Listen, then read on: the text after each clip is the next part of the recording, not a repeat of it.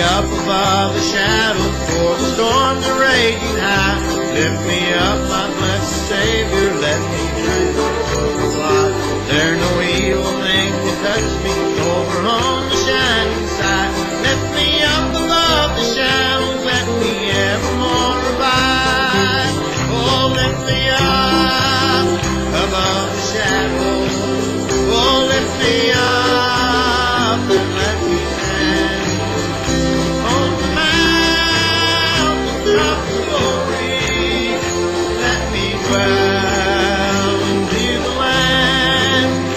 Lift me up above the shadows, out of sorrow into joy. Lift me up above my grief, Lord, give me gold for my untried. When the death will claim my spirit and the storms of life will pass, lift me up above the shadows, doing everlasting light. Oh, lift me up above the shadows. Oh, lift me up and let me stand on the mountain of glory. Let me dwell in your land. Lift me up above the shadows when the curtain come again. Let us be in the assembly as the bride forever reign. In thy kingdom full of glory, with our friends we'll ever be. Lift me up above the shadows, there to dwell eternally. Oh, lift me up above the shadows. Oh, lift me up and let me stand on the mountain of glory. Let me dwell in the land. Oh, lift me up above the shadows. Oh, lift me up and let me stand on the mountain of glory. Let me dwell in the land. Oh, lift me up above the shadows. Oh, lift me up and let me stand on the mountain of glory. Let me dwell in the land. Lift us up above the shadows when to earth you come again. Let us be in the assembly as the bride forever reign. In thy kingdom full of glory, with our friends we'll ever be. Lift us up above the shadows, there to dwell eternally. Oh, lift me up above the shadows. Oh, lift me up and let me stand on the mountain of glory. Let me dwell in the land.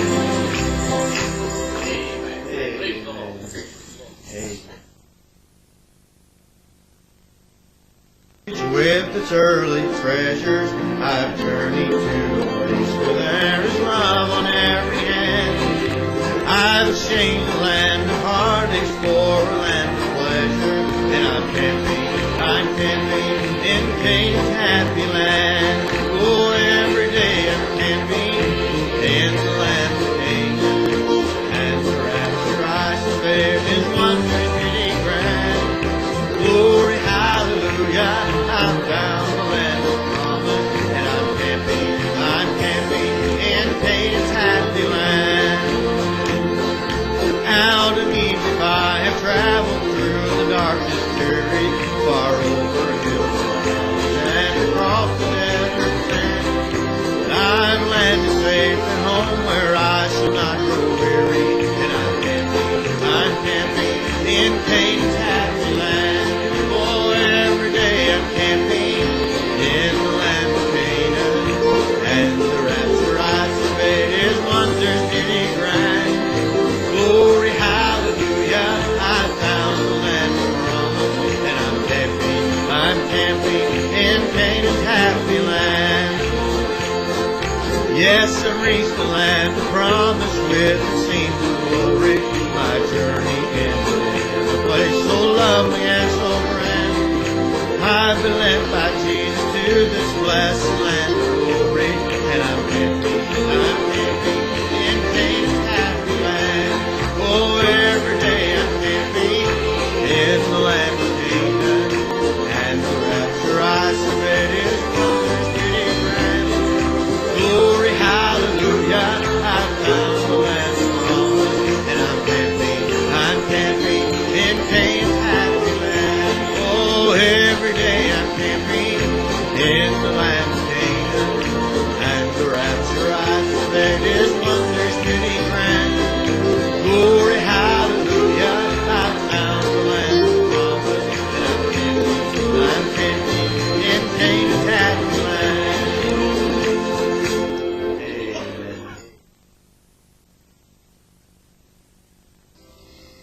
Sealed Elijah on the hillside, praying to the Lord for rain. See him send his servant out to look for showers. He sends him 7 times again. See the servant coming to Elijah, 'cause he's seen a cloud in the sky. Sealed Elijah dancing in the rainstorm, praising the Lord on high. 'Cause the effectual fervent prayer of a righteous man availeth much. So let's get our prayer lives going. Let's get our hearts right, get them in touch. We have not because we ask not, and the answer is out of his love. The effectual fervent prayer of a righteous man availeth much. See old Peter in the jailhouse, chained with guards on each side. See the people meeting down at Mark's house, praying to the Lord on high. See the angel coming to Peter, the chains are falling off on the floor. See the angel leading Peter from the jailhouse, see him at Mark's front door. 'Cause the effectual fervent prayer of a righteous man availeth much. So let's get our prayer lives going. Let's get our hearts right, get them in touch. We have not because we ask not, and the answer is out of his love. The effectual fervent prayer of a righteous man availeth much. See old Peter in the jailhouse, chained with guards on each side. See the people meeting down at Mark's house, praying to the Lord on high. See the angel coming to Peter, the chains are falling off on the floor. See the angel leading Peter from the jailhouse, see him at Mark's front door. 'Cause the effectual fervent prayer of a righteous man availeth much. So let's get our prayer lives going. Let's get our hearts right, get them in touch. We have not because we ask not, and the answer is out of his love. The effectual fervent prayer of a righteous man availeth much. Praise the Lord.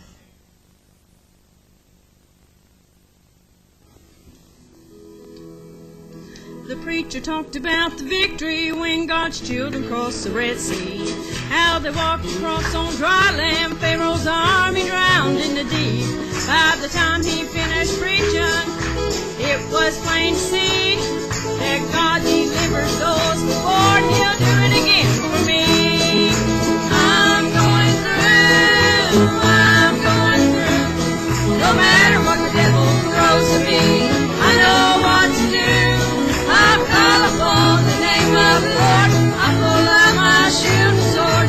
Satan, you can't stop me now. I'm going through. If you're going through a fiery trial and you don't know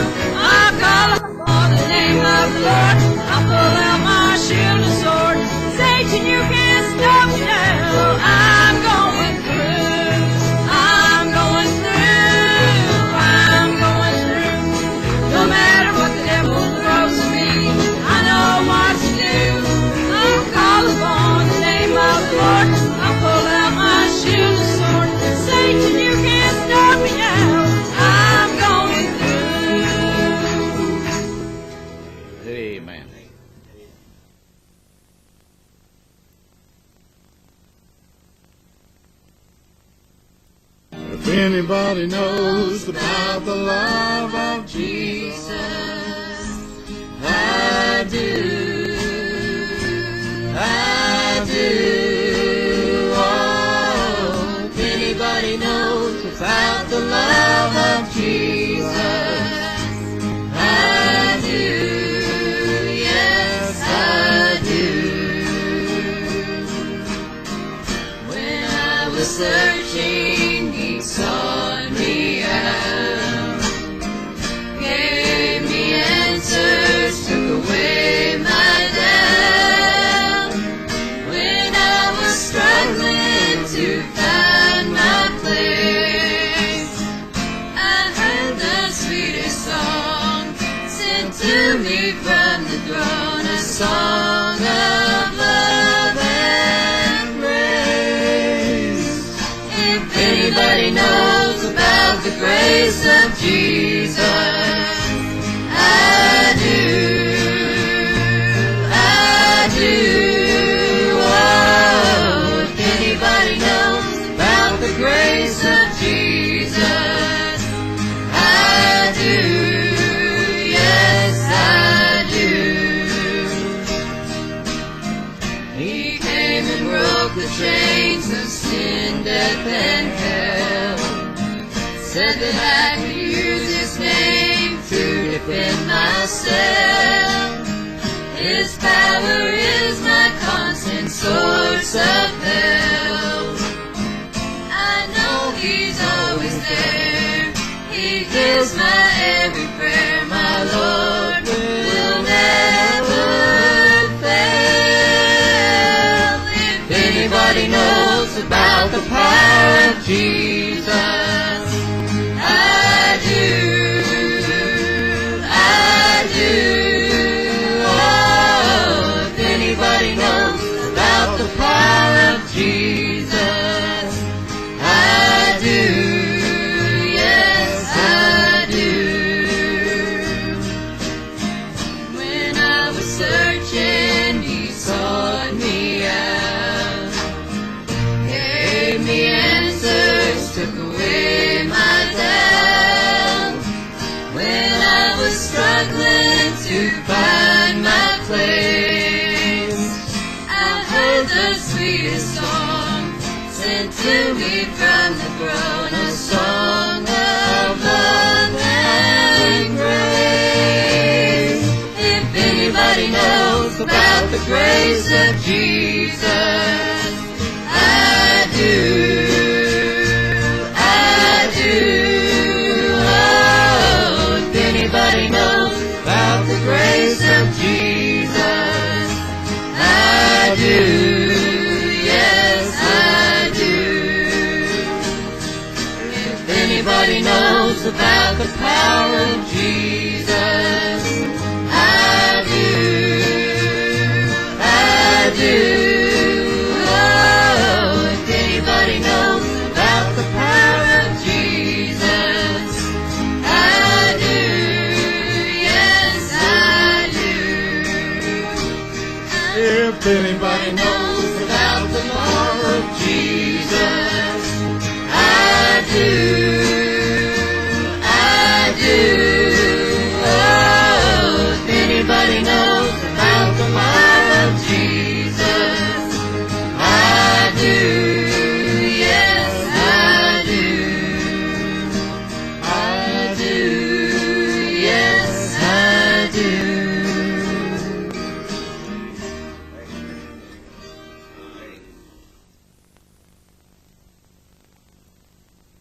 Jesus through troublesome years, and Satan tries his hand at being tough. Sometimes he makes me stumble, and he has a laugh or two. But oh, what a revival when I stand back up. Oh, what a revival when I stand back up. My spirit's soaring higher, renewed from above. Each time I fall, I'm lifted by the power of Jesus' love. And oh, what a revival when I stand back up. Now there's nothing like a revival to strengthen weary souls, weakened by the struggles me on fire, kindle with God's love, to be a stronger Christian than you've ever been before. And oh, what a revival when I stand back up, my spirit soaring higher, renewed from above. Each time I fall, I'm lifted by the power of Jesus' blood. And oh, what a revival when I stand back up. Oh, what a revival when I stand back up, my spirit soaring higher, renewed from above. Each time I fall, I'm lifted by the power of Jesus' blood. And oh, what a revival when I stand back up.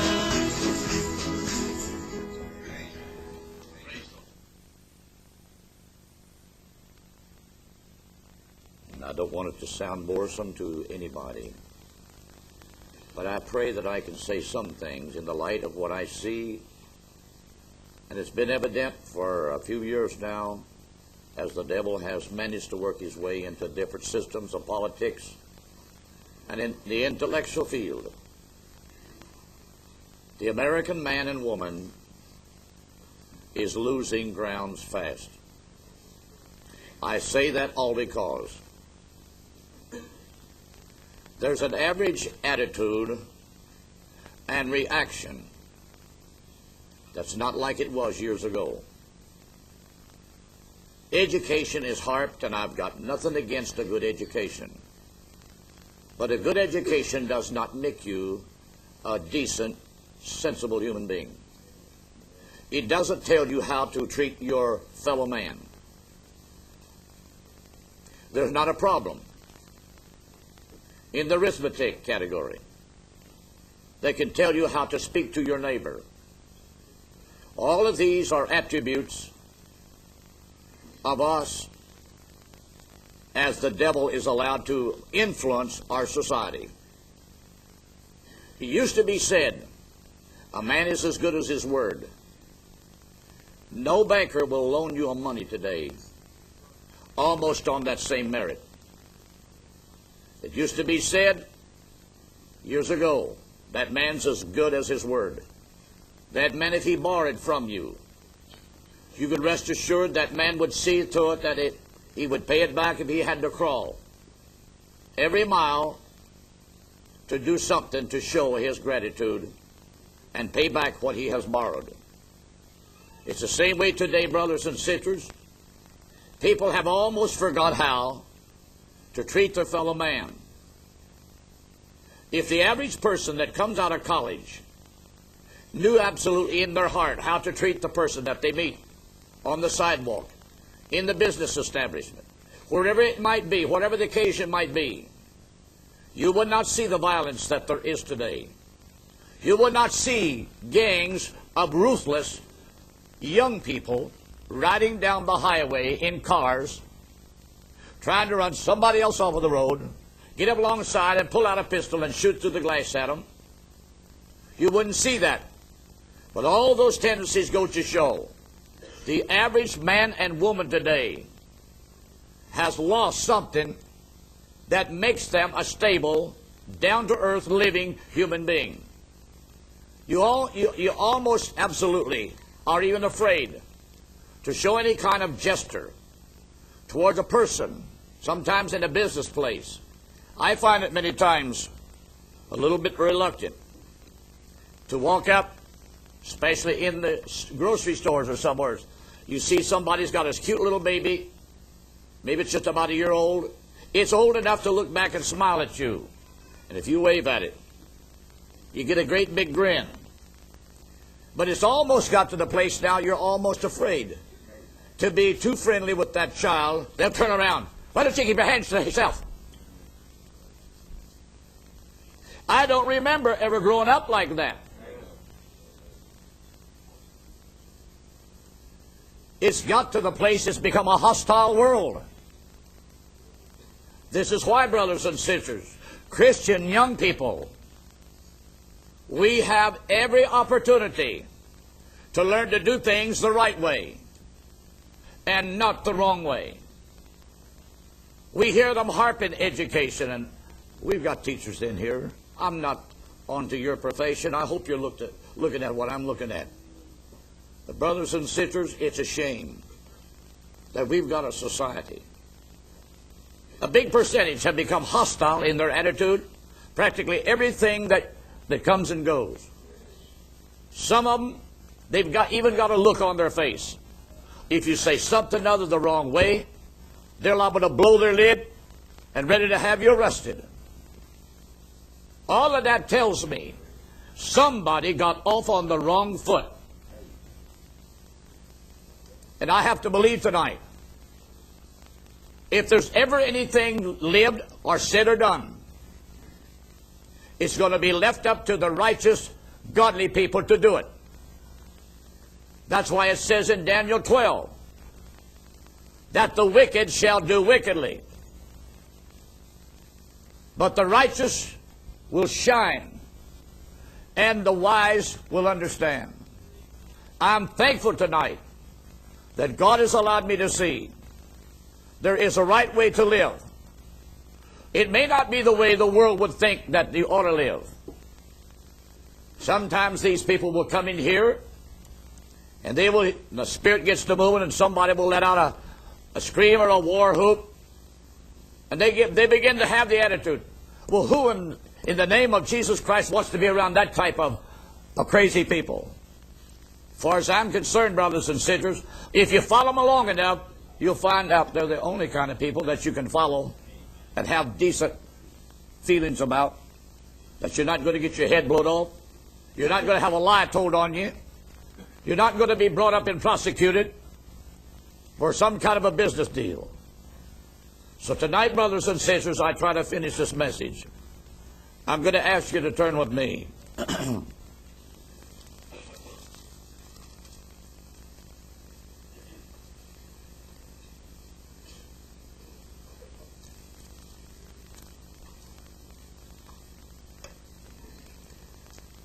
Pick it up in the 24th verse of where we're at this morning. I want to read it on down into the 6th chapter.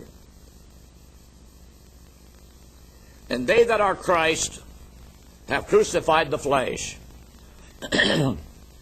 with the affections and the lust. The word affection has a meaning. It's things that you as a person like to do. Things that means much to you. The word affection don't always imply how you treat your husband or your husband treats your wife. It can lay in the material side of life. Your affections is so wrapped up in material things. You live for that. You heap that type of a life structure in front of you. And the word lust is what you do in excess of practical, decent, upright living. When Satan can drive us down the road of life, these things, that it's normal for you to want certain things. But if we're a child of God, brothers and sisters, we as a person are not going to want everything that we see in this life. Some words, if we're a child of God and we're growing in the grace of God, we're going to be willing to say to the Lord, Lord, it's not what I want, it's I want your will in my life. If we can say those things in honestness, and we can prove that by what we cultivate in ourselves as to how we seek to cultivate that the virtues of Christ can live in and through us, we will make ourselves a person that people's attention are drawn to. And it's time now that as Christian people, if this world, whether it's in the community where you live, whether it's in the workplace where you're at, if they are to ever see anything that's really down to earth and Christ-like, it's not you carrying a place card, or anything. It's you just being able to walk living out of gratitude, thankfulness to the Lord for everything He's helped you to become. And that's why I said many times, I would rather see a sermon lived than to hear one preached. Because, brothers and sisters, it comes right down to home. if somehow or other they see in a preacher that he's no better than the people that walks the street, this is the day. Every now and then here you have one of these news medias, whether it's Diane Sawyer or somebody else. They're investigating some of these big TV evangelists. They hear how the millions of dollars they've took in, what they've invested it in, and how they respond back to the audience. So they've got to the place, the world medium of communication and stuff, they've got every preacher marked that he's nothing but a hog, he's after a dollar, he hoodwinks the people, he abuses them and uses them, and goes off and lives a high swanky life on some beach somewhere under some coconut trees. Well, brothers and sisters, I have to believe there's a few God's servants. The world don't know them. The world ain't looking for that kind of a man. All they're looking for is these show-offs, these highly advertised characters. It's got to the place, brothers and sisters, in public, I don't even like for my name to even be known as Reverend. I'd rather just know me as Mr. Jackson. Because, brothers and sisters, the minister's vision, image in the light of the world, they all think of him as some great big money hog. And brothers and sisters, that's the last thing on earth I ever need. I realize there are certain things that take certain monetary values to carry it out. But that's why I've said, brothers and sisters, when we started this work back in 1955, I said, I will never ask for a dollar. The only time a dollar is going to be asked for, if somebody's in need, then we'll set the basket out. And that's where we're going to minister unto the need of a brother or sister. And that's everybody's responsibility. It's just not mine alone. But when it comes to the care of the church, to cover all the bills and things, I've said, Lord, we'll start this by faith, and faith's what it'll be. You'll meet the need. Whatever there is to be done, changes made, that costs us more money, you'll see that that's in there. But whatever else, Lord, help me to have sense enough to know to make the right decisions. And I'm thankful, brothers and sisters, God has done that through the years. Now,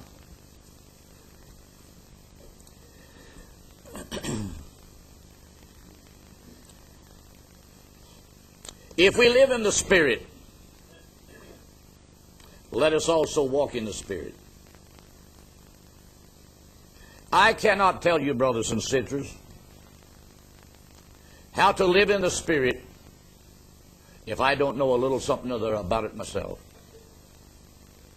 And us older ones, there's no need for us to harp to the young people. Come on, let's be a Christian. Let's live it.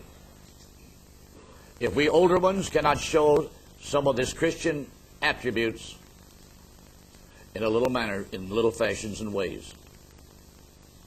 Because if we cannot live in the Spirit, there's no need, brothers and sisters, for us to try to walk in the Spirit.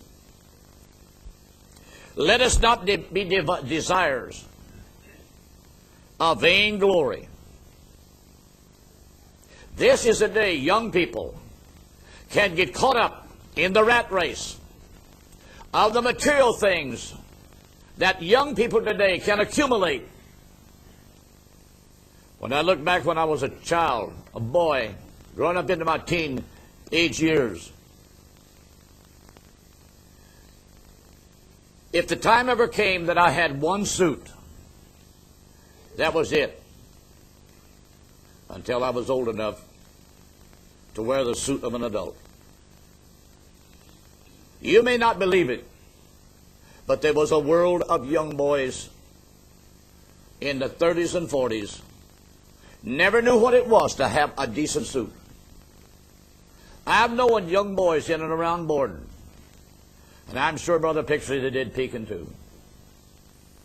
When young boys would meet a certain girl, and they would want to take them out on a date, that boy, if he did not have a decent pair of trousers, I've known of them, brother, to borrow a decent pair of trousers from another friend.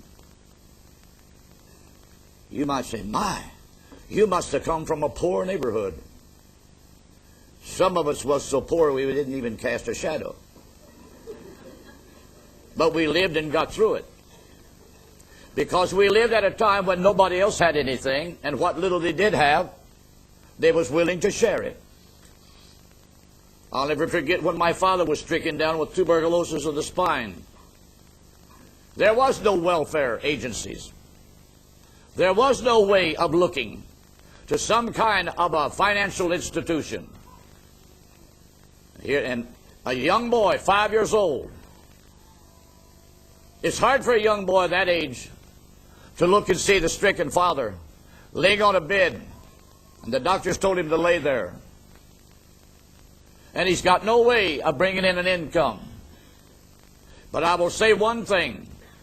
We had the price of everything on our side, because there was a lot of old country houses you could rent for $5, $6, $7, $8, $9, and $10 a month. Let hard times set in now, the way these basic prices of things are gauged. Then you come and tell me how hard it is for people. There will be a lot of people, brothers and sisters, forced out of their homes, their apartments, into the streets of America. You talk about, brothers and sisters, hard times. You would have hard times. You would see a lot of children would absolutely be forced out of school. Because first off, they could not compete and keep up with the high cost of books and all the other stuff that goes with an education. I can remember, brothers and sisters, when I heard my dad say, certain family paid $3 a month for an old country house. That's $36 a year. And the only work that he had was whatever he could get, either with a farmer or maybe some groceryman handling supplies or something. Usually somebody always had a little something or other. And you may not like to hear me say this, but I know of 3 boys from different families scattered throughout the community, from Pekin to Borden. The families were large. Money was hard to get a hold of. But you know, those conditions mellowed people. They got where they weren't proud. They were all in the same condition. And I remember one time where this man had this boy. And he came to a well-to-do farmer. That he was well-to-do in his out of time. Because he run a big dairy. He had several milk cows. And he came to this man's house and asked this man, I'm having it pretty hard to be able to make enough money to feed my entire family the way I'd like to see them fed. He said, this boy is old enough. He's a hard worker. He wants to work. And if you could see a way of just taking this boy, give him room and board, he can help you with anything you've got on the farm. That farmer did. And that teenage boy, they give him a room upstairs in the house. He went to work for this farmer. He milked cows. He cleaned the barn. He drove the team in cultivating corn. Whatever it was, that teenage boy did that. They would get you today for child abuse. And they call it slave labor. Yes, they would. I know of 3 cases like this. That boy worked for that farmer until World War II came along and he was got in the draft. When I returned home, I never did see the boy no more. I don't know whether he was killed somewhere overseas or what. But I'm looking back at these eras of time. And I have to say, brothers and sisters, you learned something. You learned how to respect and treat your neighbor. When my father lay there at the beginning of that period, it wasn't long, here come the neighbors. They come in to see my dad. And I've seen many of them walk over. No, they didn't open their pocketbook and pull out a greenback, but they'd go down into their pockets. They'd pull out a quarter, a half a dollar, Mr. Jackson, we want you to know we sympathize with you, but we're going to stand by you and try to help see you through. Me and my sister took turns in walking to our neighbors. They had milk cows. If this neighbor furnished milk so long, if one or two cows was the only thing they had, when their supply of milk began to run down, the cows were beginning to go dry, the next neighbor would pick it up. We never did go without milk on our table.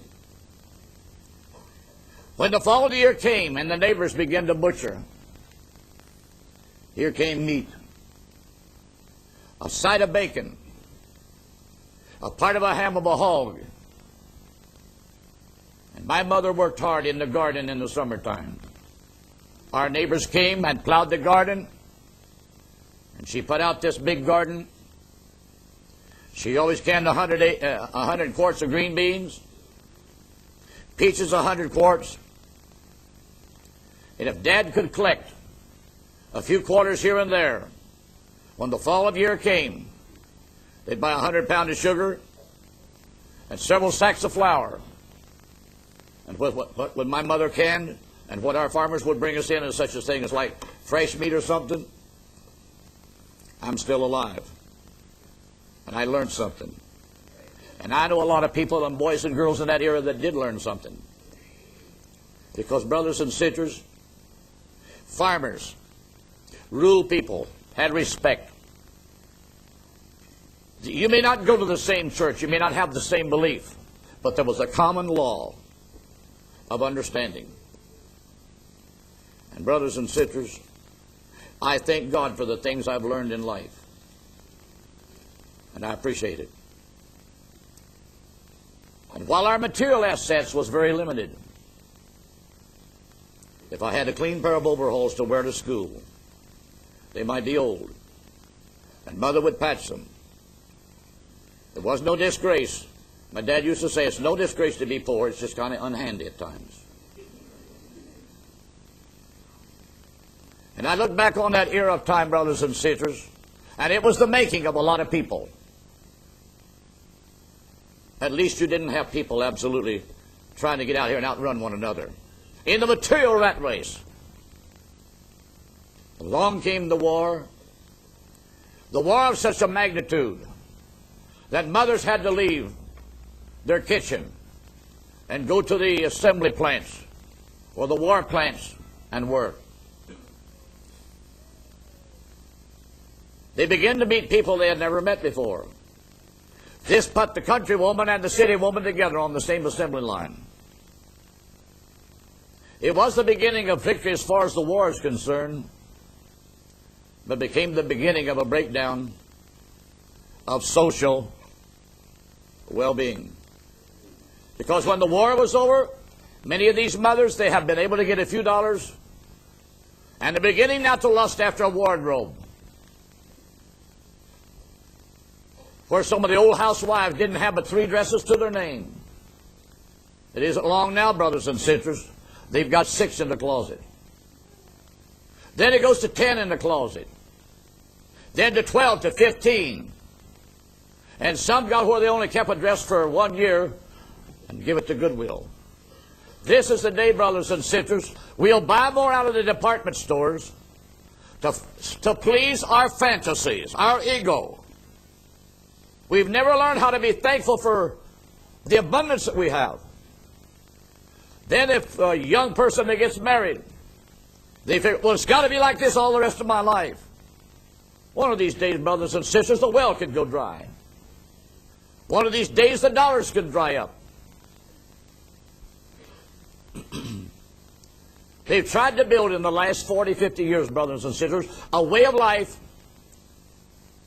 that you don't have to worry about responsibility, obligations. You take everything for granted. Well, let me say this. Somewhere we need to learn in our hearts.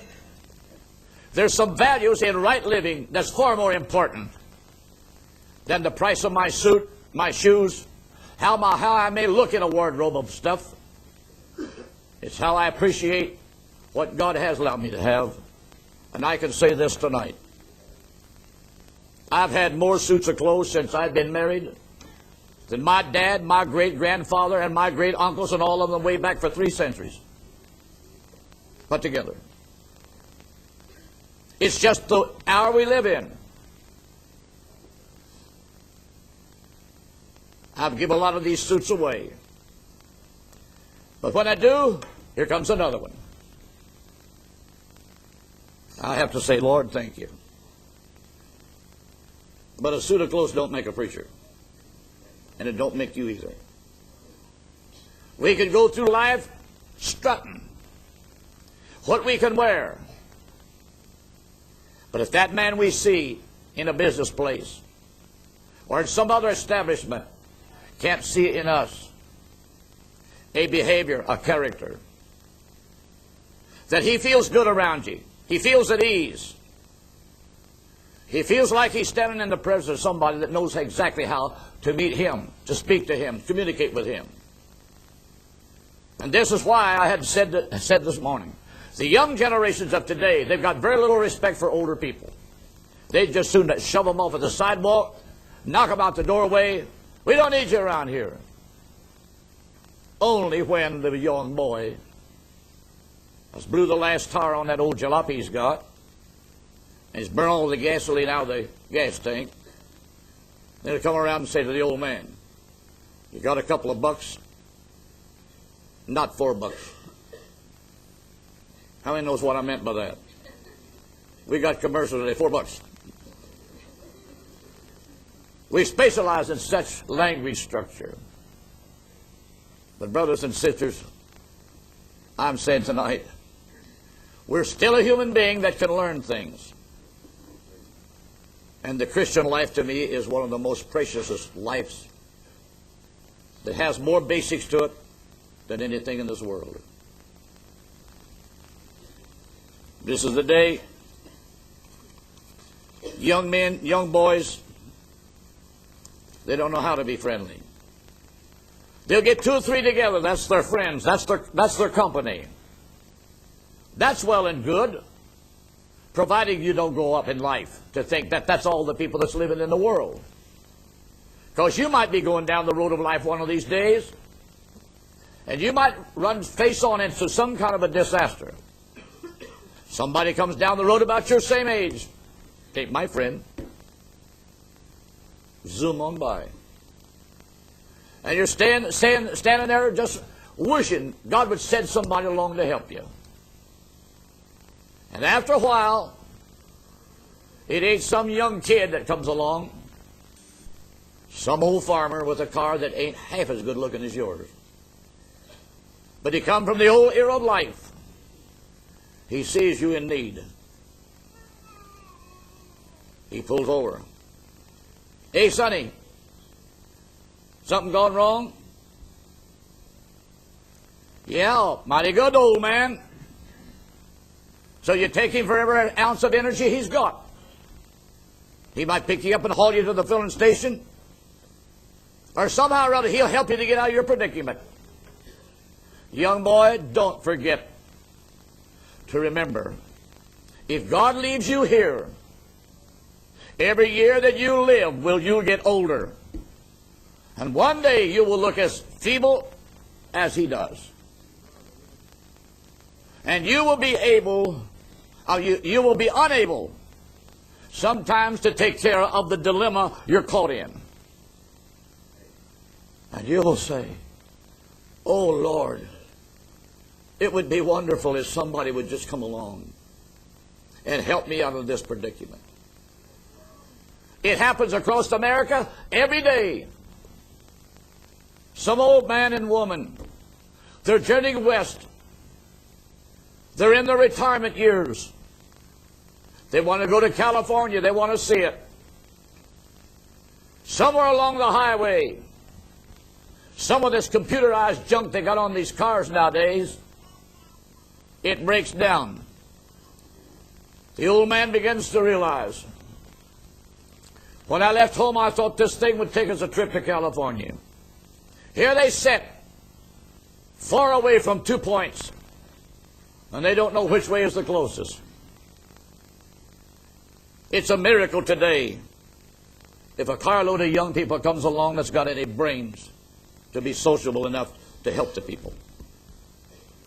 You've got carloads of teenage boys ready to stop and go back with a gun and blow their heads off.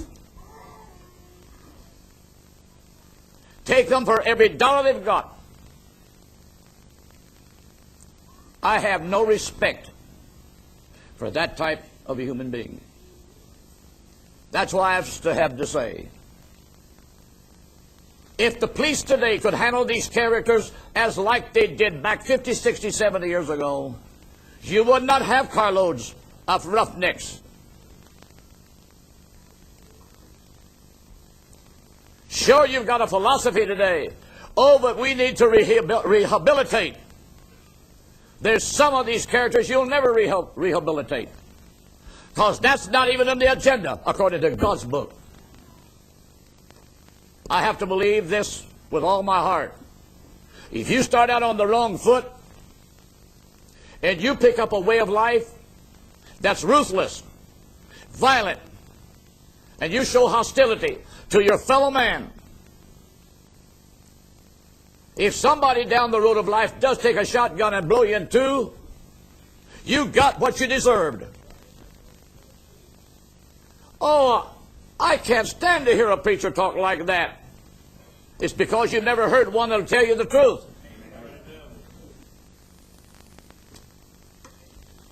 You know it's the truth.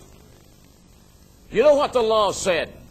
An eye for an eye and a tooth for a tooth. Oh, but I don't believe that. We're under grace. Yes, but how many times does grace change that hoodlum?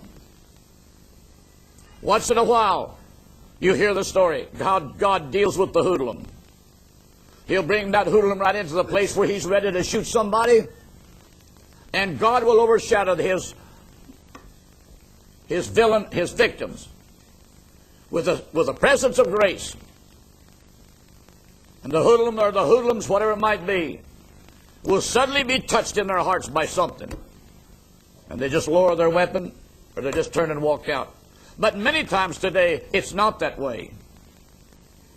So my point, brothers and sisters, tonight, if you get started off in life the wrong way, you get off on the wrong foot, it'll follow you until you're ready to leave this world. Young people, it's sad to see a young boy and girl meet. They think they're so in love. She likes the color of his hair. He likes the shape of that cute little nose of hers. This is just my way of talking. And they fall in love with certain things about each person that is unrelated to marriage as can be. He don't know whether she likes to cook or run around. Young girl, please. We all like to go to town once in a while. We all like to take a trip through the mall. But let me say this. Going to the department store, picking up and handling every little item you can see, doesn't make a happy marriage. If along the pathway of life you don't learn how to share, to consider another person's likings or dislikes, and it takes two to make these things compatible. Young man, when you're dating, you hold her hands, and you kiss her once in a while. If you kissed her in the right way, with the right thought in mind, then you be for sure, for God's sake, that you can kiss her every morning of the week. I say these things and I mean it. When you get too good, you get too busy, that you cannot stop your race with the affairs of life and say to that companion, honey, I love you. And you get out of bed each morning with that type of an attitude, She'll send you on your way with your heart being thankful. But you grow up in life as a child. Sometimes these things start in childhood. And in childhood, we learn how to be very stubborn. And this stubbornness can grow into an attitude that sometimes stinks. Sometimes you get that attitude upset. I ain't going to speak to you no more. I don't like you. We walk around with our lower lip drug down, and we don't want nobody to speak to us.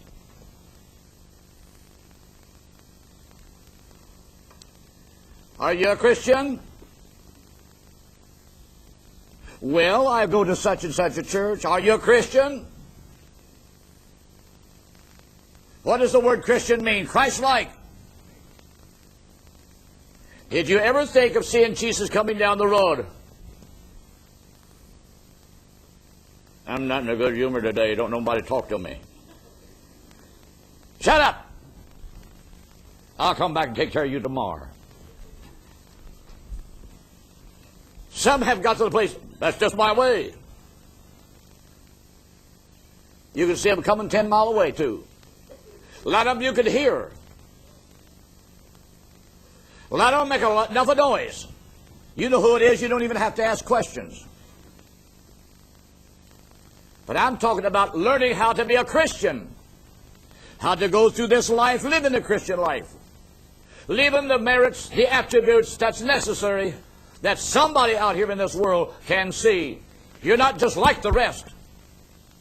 Something has changed you. Something causes you to talk different, speak different, and you look at your fellow man different. I remember back in those years when my father lay there for 2.5 years, bedridden. I was 5 years old when he took down. I learned to help my mother. My mother turned him in this particular frame. Was right in the midst of the Depression. We didn't have much. We didn't have nothing. We kept a few chickens. They laid our eggs. Up near Salem, there was a man. In a few months after my father took down with this, he knew our family. My dad and mother knew the man. I did not know the man because I was too young to know him. But he made the statement to somebody. He was one of them well-to-do type farmers of that hour.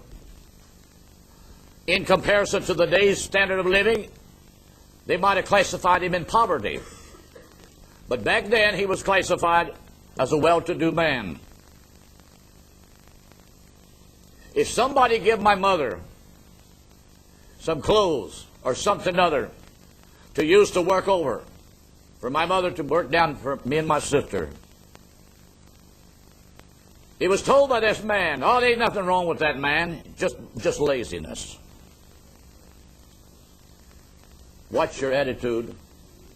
Watch how big you talk. Because that man took the same disease, and they put him in bed, and he never got out. Across the country, about 3 miles from where my father was at, there was another man, Elmer Thomas's wife, Brother Pixley. She took sick with the same trouble. She too, in a few months, was going to the same doctor that my dad went to, that actually found out what was wrong with him after having doctored and spent all of his life's money on 28 different doctors. When young Dr. Willie Green came back from college, there was an article in the paper, and my mother begged my dad. She says, let's go down and see this young doctor. He said, they're all alike. All they want is your money. Mother kept after him to go. Well, at least just this one. And he went down there to that young doctor. When that young doctor took him in there, we're in the year of 1930. just after the Depression has hit. Finally, he was called in. This young doctor asked my dad to get up on a bed there and said, "What can I do for you?"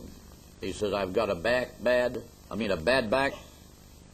He says, "I've doctored with 28 different doctors." He says, "I've spent all the money I can earn." But he says, "It just kills me at times." The doctor looked at him. He punched around over his back, around over a certain place in his hip. He backed off and looked at my dad and said, "And what did they say was wrong with you?" He didn't draw no blood. He did not have no machine that he hooked him up to. There was nothing to run through to check, see how his brain worked.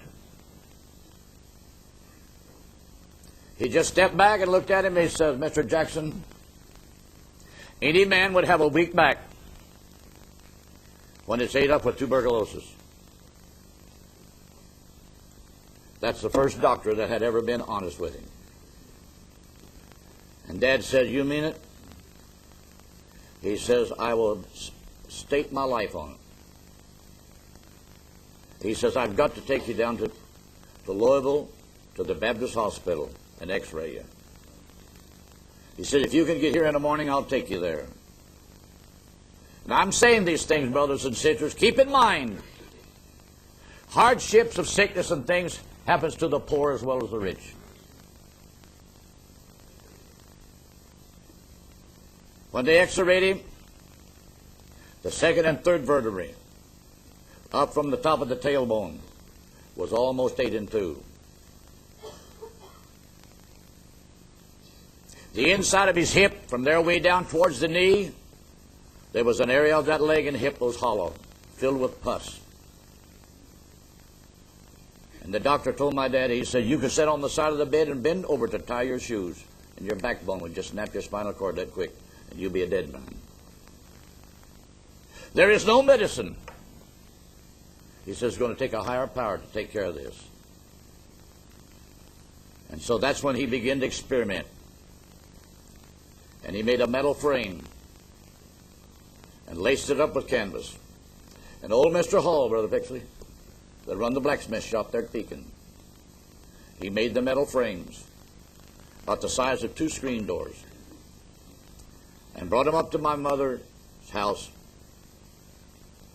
And him and her with a block of wood out in the front yard. She's on one end and he was on the other. And they put an 8-inch curve in each one of these. When they brought that in there and they fixed that where, that each end of the frame touched the head of the bed that my uncle reworked over. The doctor says, "Now, Mr. Jackson, I want you to lay there for 6 months." What's the purpose of the curve? When it's laying like this, it has a purpose of causing these vertebrae to pull apart.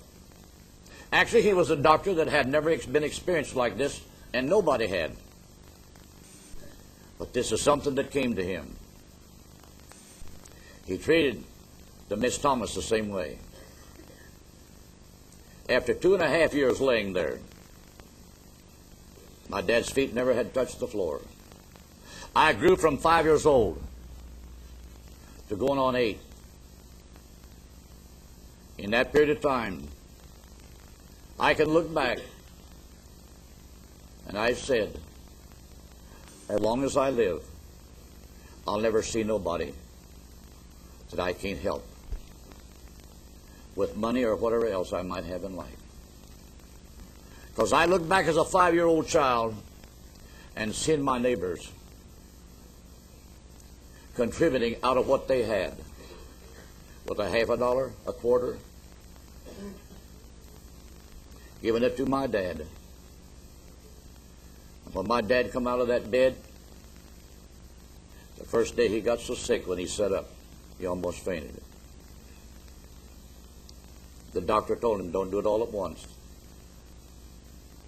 After he got where he could sit up on the side of the bed, put his shoes on, then the doctor had a set of crutches made for him. I still got them down home. They're not pretty. They're not fancy. They don't have a lot of screws in them that you can readjust them to your height. They were just made for him.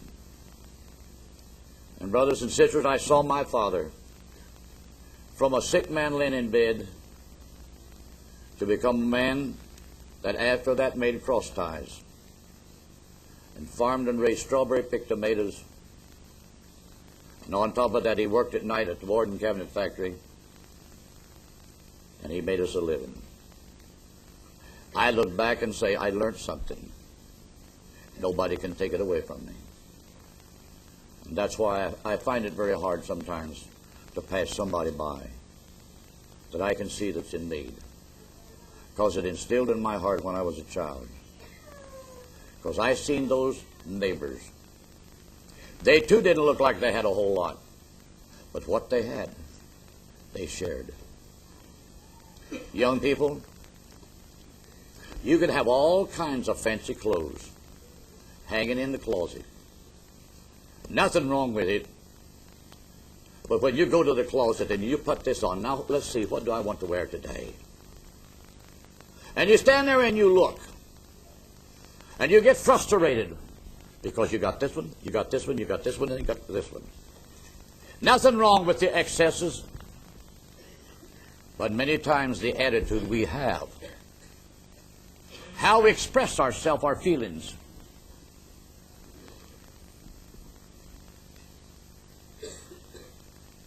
I just wished I had something different. That's what we hear a lot today. And today the young boys, they wouldn't borrow a pair of dress trousers. Give them an old pair of blue jeans that's got the seat of the pants with a hole in it. The honorier they can look, the better they like it. Young boys don't grow up to look like an idiot. Because there's one place where they all go, and that's H-E-double-L. When I see a generation growing up here, I don't care if you have to work for McDonald's, Wendy's, or what. You can make enough in a week's time to buy a pair of jeans. And if you work a month and a half or 2 months, you can work long enough to buy you a decent pair of dress pants. But it's befell the young generation. The honorier you can look. Look like something come out of the woods. Where is the human dignity that you should have since the Creator made you? What does the Bible say? Glorify God in your body. Give him a pair of old washed out jeans. That body that you've got, it's not a sex image. It's an image of a human being that should, by the grace of God, have sense enough to know how to live and think right. Yes, I can remember when I was a boy. We felt bad when we didn't have a nice suit of clothes to put on. But if we could just afford to have a decent pair of trousers that was clean, we felt like we was walking on Broadway to go to church in something like that. I've seen some of the old farmers of the years gone by. That's all they had. I will say this. Until after my father got off of that bed and began to work again, I can remember when he had one suit, and that's the suit he was married in. And I can remember when my father-in-law had one suit, and that's when me and my wife was married. It wasn't long till he got another one. I'm saying these things, brothers and sisters, to try to show you of the two extremes, how one element people can live and conduct themselves and control themselves and grow up with an attitude and a behavior that you cannot help but appreciate that man. But boy, when you get into an era Materialism's everywhere. You know, that's what caused God to deal with Israel like he did. When he said he would take them to a land that flows with milk and honey, he meant all potential of that is right there. But after they'd been in the land a little while, they began to prosper. God wanted them to prosper. And I can say this tonight. God don't intend for you just to live always in rags or old washed out dresses and things. But once in a while it'll do you good. Because if you look at it right, it will cause you to grow up and learn to respect something that you can have that's vital to life. At least you don't have to sit on the city dump and crawl for every morsel of food you got. And I've seen that in India and certain places over there. I wouldn't want to live and have to watch it every day. I'll never forget it in Bombay. We went into the railroad station to make passage on a certain train to go inland further. As we come out this railroad station, on through another big doorway light, there's a small dump out there. And there lay a dead woman's body right on the city dump. I thought to myself, this is an older nation than America is. It's hundreds of years old, this society. But here's a human body that's in a place that you don't even find the materials of fertilizer. I can remember right over here, brothers and sisters, just across the intersection from where Thornton's is at now. There's a big old round top building there that used to be the Farm Bureau's fertilizer place. You could go in there and see all the different chemical elements. But you didn't have to look at any human body. But that's the way it is in a lot of places of the world. And thank God so far, nobody that's been born and raised in America has to grow up looking at human bodies laying everywhere. But let me say this. If God was to let time continue on for another 20 years without changing the trend of things, and if our stock market ever went like it is in Indonesia and in Asia, you might be thousands of people, brothers and sisters, put out on the streets. I'm saying this tonight, brothers and sisters. I pray to goodness it never does happen.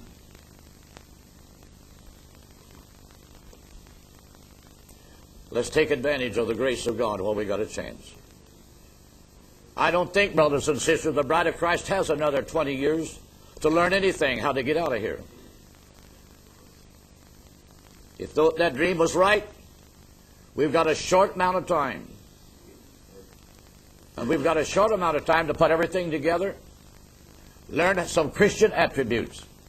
How to be patient, how to be kind, hospitable, friendly.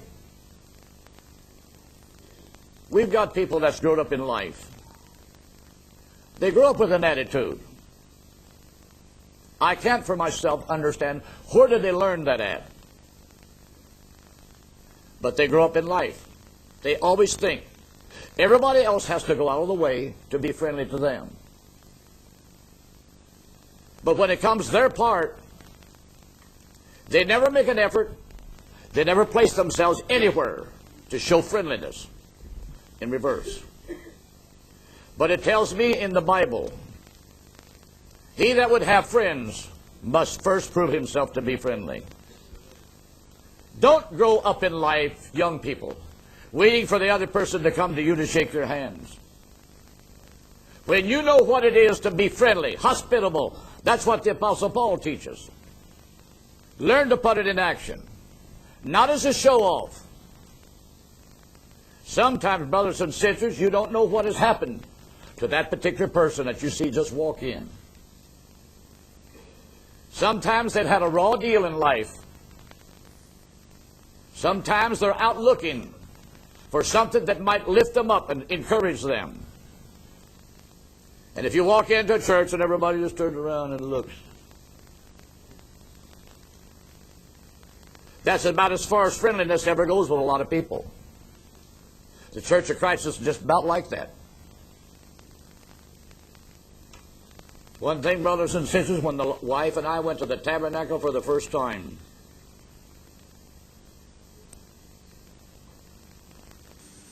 we went in, we went about 2/3 of the way up on the right-hand side of seats and sat down. We got there about 15 or 20 minutes just before the service was to start. There was no such thing as church order then. That's why I don't want none of these characters coming around and talking church order to me. I ain't got no use for it. First off, it ain't in the Bible. If the pastor sees there is a need to do something, or as a means of correction, that's his prerogative to do so. But never to establish it as though this is the Bible. We went in and sat down, because that's the way we did in the Methodist church. It wasn't long. This sister would get up, out of their seat, come over, shake our hands, introduce herself, ask where we was from. Wouldn't be long somebody else would come. But it began to make us feel like, brothers and sisters, at least we've found a body of people that looks out at your presence and they get a different image and they show a different respect and an attitude. And that's why, brothers and sisters, I realize when you get a congregation that begins to grow towards 400 people, and sometimes over that, it's hard for strangers to come in the doorway and everybody run to meet them. Everybody don't have to make a stampede out of the thing. But when we're in here long enough, don't let strangers come in the door. But what we show them, some Christian principles of character, friendliness, hospitable. You never know where they came from in life. Maybe they've been run on, pushed down. They've just become outcasts to society. Maybe they're looking for something other to hold to, a little reality. Something that can make them feel in their hearts, at least I've found a few decent human beings that know how to treat you. And if they can feel in a handshake that you're not looking at them, getting ready to give them the first degree. Many times, brothers and sisters, you treat them, you greet them with exactly the image that you see them projecting to you. If conditions develop, and you see later, they're not the type of person that they're pretending to be, well, you don't have to broadcast it, but you do know by absolutely doing certain things in the book's way. Now, I want to finish this. Sometimes people grow up in life. You hurt their feelings. They never get over it. They're going to pack a grudge as long as you live. And it can actually be over the fact that you threw a rock at their cat when their cat was in your flower garden. I use that as just a little simple thing.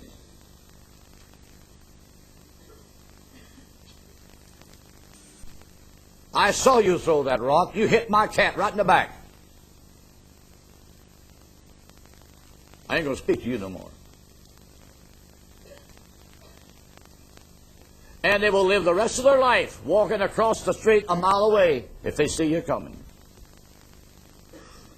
No forgiveness and no forgetting. What a life. Who wants to go to hell with that kind of an attitude? Hell's full of them. I kind of like the way the Chinese portray hell. Over in Singapore, they got a wax museum, sort of like a circus grounds. And they portray hell as a place of demons. But they portray that if in this life you've done certain evil things, and you've used your tongue to ridicule, to tell lies on everybody else, and your tongue has constantly run everybody else down, but to build yourself into an image of how wonderful you are as a person. Here's the way the Chinese portray you in hell. They've got you in hell tied to a big stake. They've got your hands tied, pulled out here on all sides, and your feet the same way. And there's a bunch of demons they've let in here, and they got this tongue of yours pulled way out there about 1.5 feet. And they've got a knife. And they're going to cut that tongue of yours off. Because that's the thing that sent you to hell. What a way. Not being a Christian people, but yet they believe that there's a hell. If you've been, they portrayed, if you was a person that killed people, they will go to extremes to portray how they will do you away with in hell. And you don't have to ask anybody, well, what does that mean? Because the whole framework of this thing is they want you to be able to read the pictorial examples that's portrayed. But it all comes right back to the fact, what kind of an attitude do we grow up in life with? And that's exactly why in the Old Testament it was written in the law, thou shalt not bear false witness against thy neighbor. God don't like that. But we realize we're not under grace. Under law, we're under grace. And if we're not under the law, then we are definitely learned and taught by the principles of the Bible. How to control this tongue. How to grow up in life from a childhood up. To learn certain principles. Of how to look at certain negative things that you might see somebody do. There's a right time to tell a certain thing, there's a wrong time. And if we spend much of our time always telling negative stories about something that somebody else did, but we've got nothing good to say, to try to cast a different reflection from what we are cultivating and harboring, 9 times out of 10, brothers and sisters, we'll grow up in life to be a troublemaker. You want friends? You will have to learn to not only be friendly, you have to learn, brothers and sisters, how to listen to things and not let it drive you and run you till it molds your thinking, it molds your disposition, and you begin to have a very nasty attitude about everything you hear. We are absolutely obligated to learn some things that we see in the Word of God. Now, I want to deal with this, and then we're going to bring it to a close.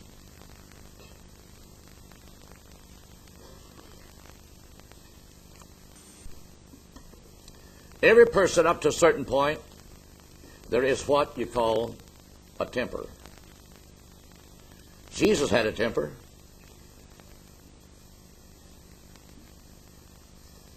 But his temper never made it so that people didn't like to be around him. The only ones that didn't like to be around Jesus was the big shots, the hypocrites, and the doctors and the lawyers, and the merchants and the thieves. When Jesus went the first time to the temple, he saw that bunch of money changers. And it says anger just boiled up in him. Because he was looking at the picture here portrayed in a place that's to be holy, where the holy presence of God is respected and people enter into it. They have used it, brothers and sisters, that it's a place, brothers and sisters, where they sit to make money. They got the sheep, the lambs, they got the turtle doves, they got this and they got that. Well, it was money they were supposed to put into the treasury. Foreign money, God didn't want it. They had to go through these means of exchange and such like. They had set this up inside of the temple area. And Jesus seen what a mockery, a debauchery, and a shame and a sham it was. So it said, anger rose up in him. Now, anger is something other that rises up when you know you're in defense of something that's practical, sensible, and reasonable. Instead, he made a cat of nine tails and drew them all out of there. But to think that Jesus comes down the road of life, every day he's packing a cat of nine tails to make everybody afraid to approach him. But then we have the wrong picture of him. He was a man of compassion. And what I said this morning, what I did about a little child. Just think of the instance where him and a multitude of people are following him one day. I don't know how far they had walked. I don't know what the distance would have been. But something motivated Jesus just to stop, to take a break. And I could just see him go over and sit down on a rock. It wasn't long till some of the women began to bring their little ones to him for Jesus to bless them. Well, immediately the disciples began to say, "Oh, wait a minute, let's stop this nonsense." No sooner had these disciples began to voice their displeasure and look upon it like, he ain't got time to mess with all these kids.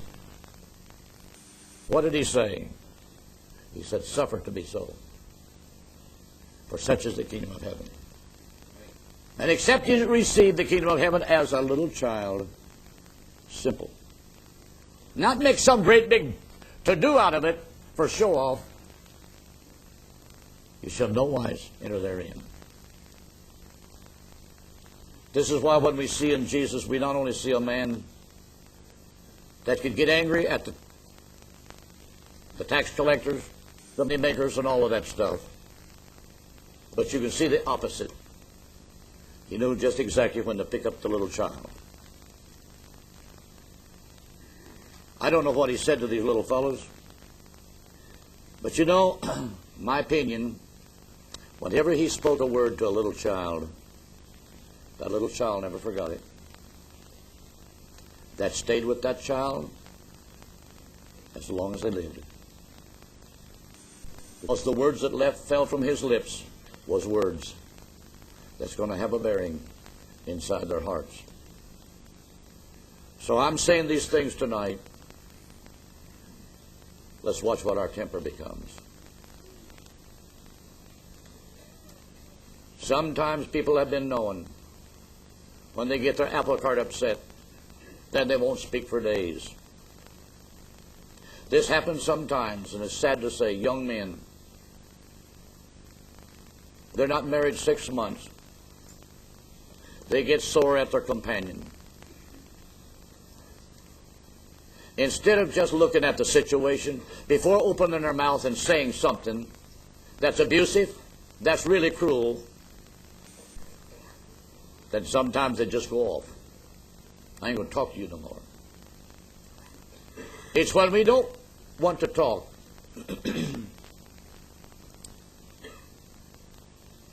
This begins to be a straining environment to the love that you had a few months back when you said, "I do." I've said this, and I believe it with all my heart.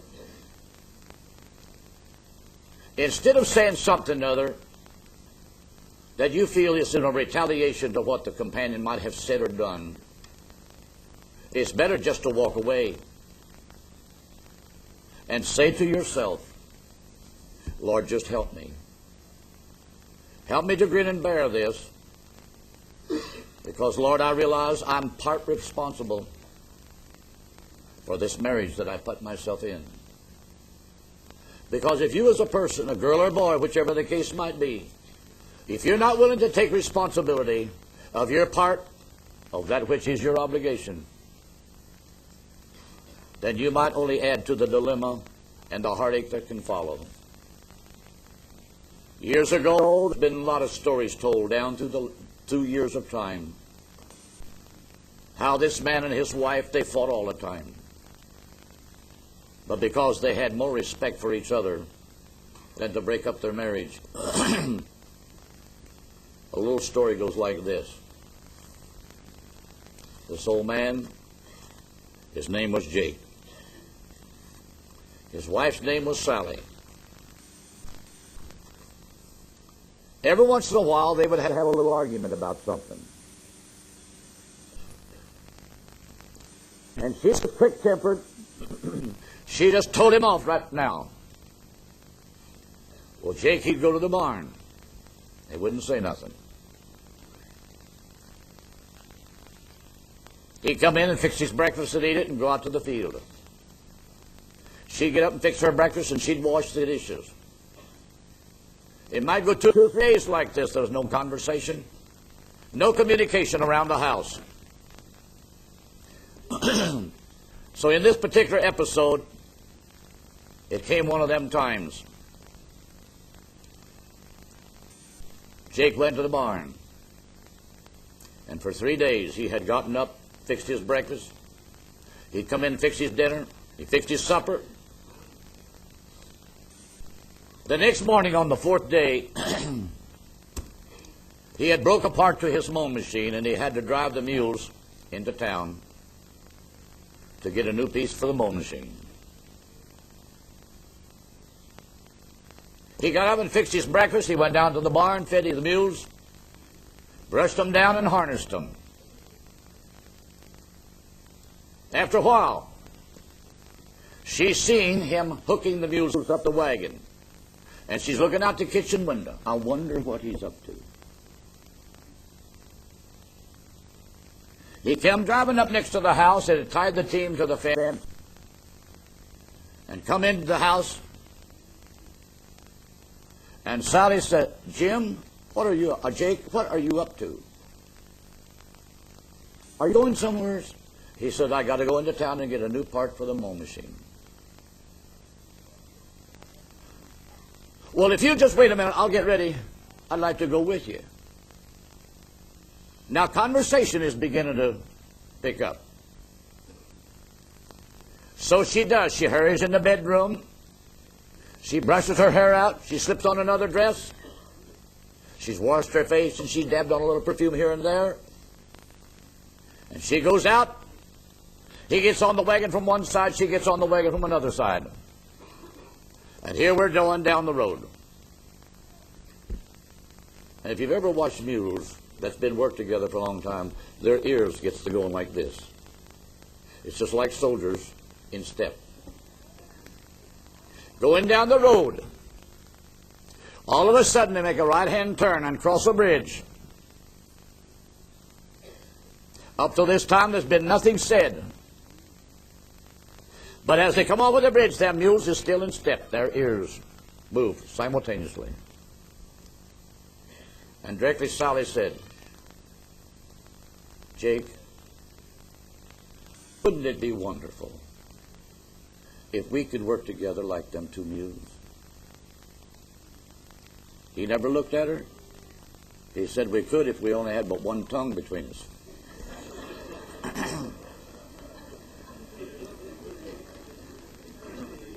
Now, I don't know that that's a fact, but that's traveled the country over, Brother Pixie, for a long time. At least it takes the hurt out of a lot of other things. So, brothers and sisters, I just pray tonight, young people, don't go down the road of life just trusting in a new wardrobe. Or that new little car you just got. Oh, they're pretty, yeah. Until the thing dies 10 miles out on the highway and nobody comes along for the next half an hour. There you sit sweating it out. There's a lot of material things in life can really bring you to a sad disappointment. But Jesus will never disappoint you. He's always there to take you and your problem and to see you through. Heavenly Father, I pray tonight, Lord, that you'll take these words. In some way, Lord, use them to help us all as mortal creatures, Lord, to live and to allow you to live inside these vessels of clay, to mold and to make out of us, Father, children of God that can bear the fruits of the Spirit of God in the full expression of that nature that you are, Lord. Help us, Lord, to be the kind of people that is considered to be wise. Lord, that something inside of us that you have put there will shine in this darkened hour of human social decay. when the virtues of the human race have been stripped. God, help us to live for you. Help us to see each other, willing to express your attributes and to share life ourselves many times, Lord, to help someone else over the humps, through the hard places. In it all, Lord, may we be sold out to you, that truly the life we live, we're crucified to the old world, its ways, its social image, but we're alive unto you because you live inside of us. Lord, I thank you tonight for my brothers and my sisters. Help us all, Lord, that you can do something in us every day that we live by your grace. Above all, make true children of God out of us. For I ask this, Lord, in your precious name, the Lord Jesus Christ. Amen. And may the Lord bless you, brothers.